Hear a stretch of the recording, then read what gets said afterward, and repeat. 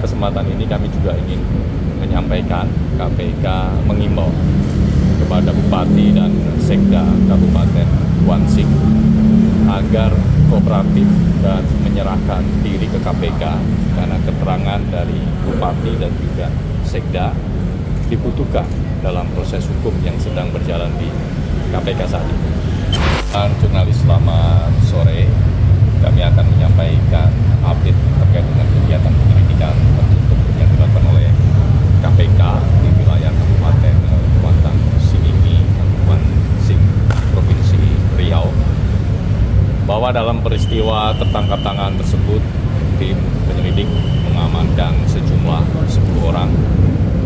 9 orang diantaranya diamankan di wilayah Kuansing dan 1 orang lainnya diamankan di wilayah Jakarta.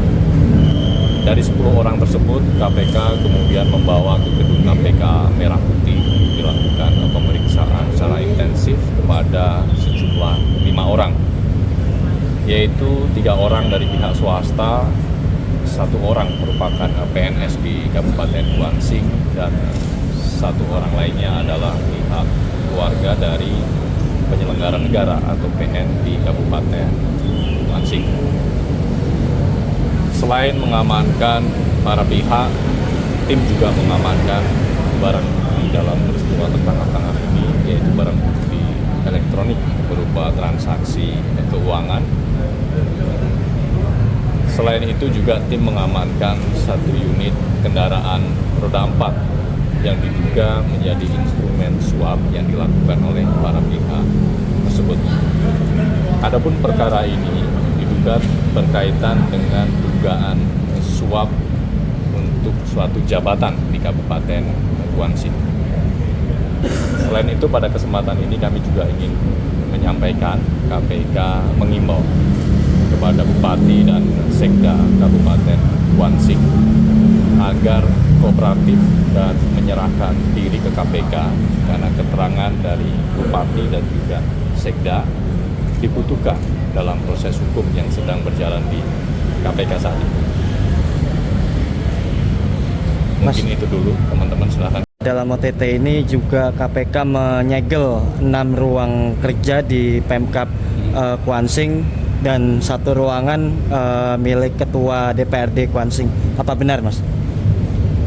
Dalam rangkaian kegiatan penyelidikan tertutup ini, benar bahwa tim juga melakukan pemasangan KPK lain di sejumlah titik.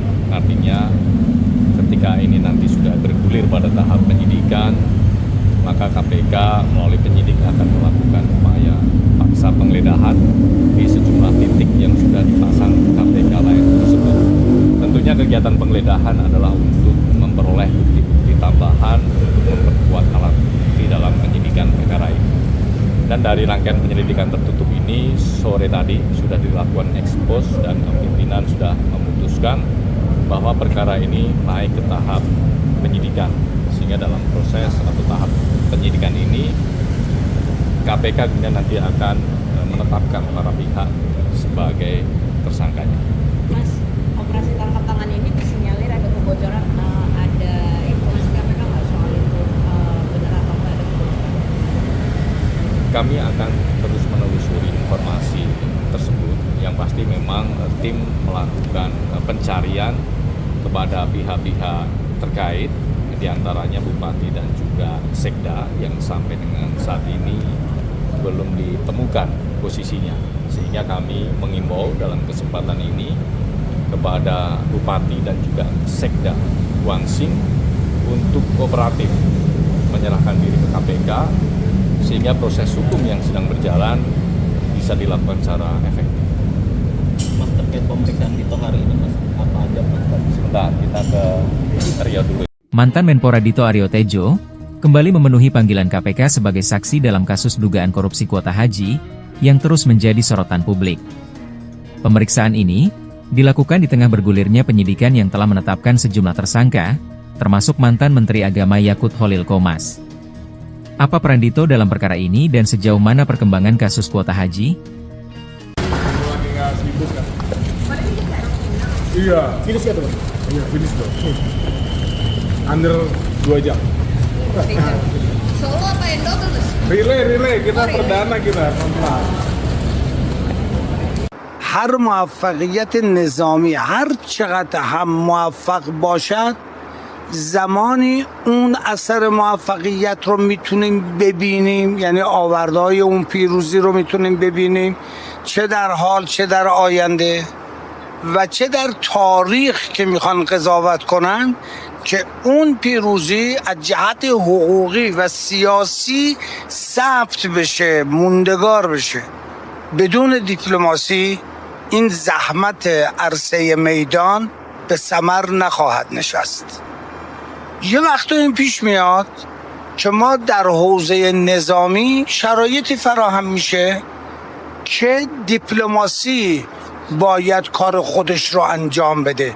یعنی همون نگاه کنید وقتی میگم کار خودش، یعنی اینکه همون مأموریتی رو که نظامی میخواد انجام بده به هر دلایلی نمیشه، اون رو باید دیپلماسی بتونه اون کار رو انجام بده. مذاکره یک روش مبارزه است، ادامه مبارزه است. پس اونا که فرق میذارن یا میخوان دوگانه درست کنن، تو طرفدار این میدانی یا طرفدار اون میدانی، این اصلا تو جاده خاکی حرف زدن. اون آتش قطع شده، بخش عمده از مردم رفتن. انشالله با تصمیمی که اونجا گرفته شد مطمئنیم که انشالله با اقتدار این کار رو پیش میبریم و اون تمامیت ارضی لبنان رو و حاکمیت ملی لبنان رو بر تمامیت سرزمین خودش انشالله در این گفتگوها به نتیجه نهاییش خواهیم رسوند و تا به نتیجه نهایی نرسه راهاش هم نخواهیم کرد.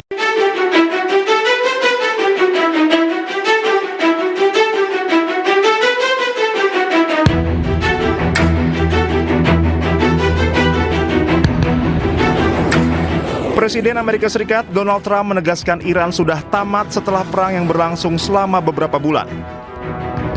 Menurut Trump, kemampuan militer Iran telah melemah drastis sehingga negara itu berada dalam posisi yang jauh lebih lemah dibandingkan sebelum konflik. Trump menegaskan Iran kini tidak lagi memiliki kekuatan militer yang mampu menandingi lawan-lawannya. Perang memberikan pukulan telak terhadap kekuatan pertahanan Iran.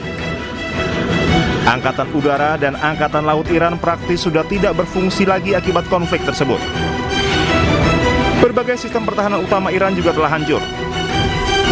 Peralatan anti pesawat, radar, serta banyak perangkat militer lainnya disebut telah musnah selama perang berlangsung. The greatest military anywhere in the world, and you saw that in Iran, where in 1 week virtually we knocked out their entire navy, their entire air force, their anti-missile weapons, their radar. We knocked out everything. Now some of the fake news would say, oh, we didn't do it fast enough or something. We took about a week. We're a little spoiled by Venezuela, but equal, I would say equal. And now we have an agreement that was signed last night, and it's 60 days. They have to make a deal, otherwise we will do things that won't make them happy, but I don't think it's going to get to that. I think it's going to be very good. Remember, if we do that, then all of a sudden you're not going to have the oil flowing out of the strait too quickly, because people that own billion-dollar ships don't love missiles flying over them, don't love mines all over the water. And this is going to be amazing what's happening now, because we have the greatest economy that we've ever had. Amerika Serikat dan Iran akan melanjutkan putaran negosiasi lanjutan selama setidaknya 60 hari untuk membahas isu krusial seperti program nuklir. Trump dan Presiden Iran Masoud Pezeshkian menandatangani nota kesepahaman MOU secara elektronik pada Rabu malam. Kesepakatan itu membuat 14 poin yang bertujuan mengakhiri perang yang pecah sejak 28 Februari dan turut melibatkan Israel. Berdasarkan MOU tersebut, Amerika Serikat dan Iran sepakat menggelar perundingan selama sedikitnya 60 hari guna mencapai kesepakatan final mengenai program nuklir Iran serta pencabutan sanksi internasional. Meski proses diplomasi telah dimulai, Trump tetap menegaskan Iran memasuki meja perundingan dalam kondisi yang sangat lemah setelah mengalami kerugian besar di bidang militer selama konflik berlangsung.